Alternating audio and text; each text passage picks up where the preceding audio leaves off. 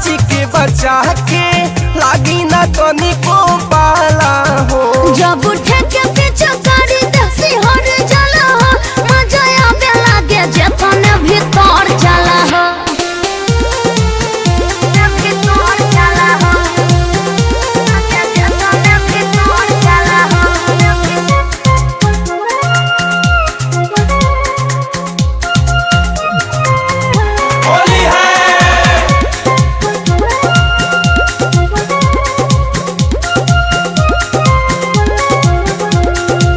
डालब हम ऐसन की कलेबू पसंद हो।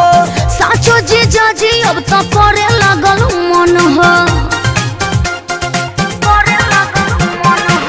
आवा पुता दी जवनिया के आगी, नाये जीजा जी दे दिया जाई जागे।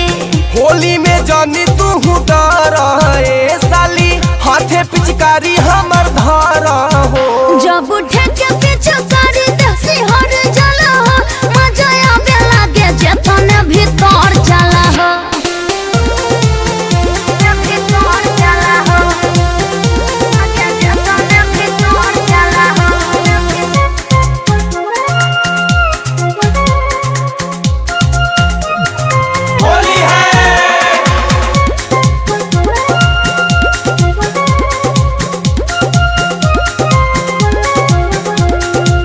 आवला गादी तोहरा गाल पगुलाल हो।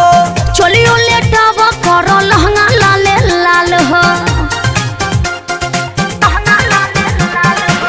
कमलेश विशाल के तो हो जाई शक हो। जीजा तूफानी तोहरो हो खेलानो हक हो। कुंवारे में बन जानी चटनी ए साली, ससुरा में मिली नहीं हटनी हो।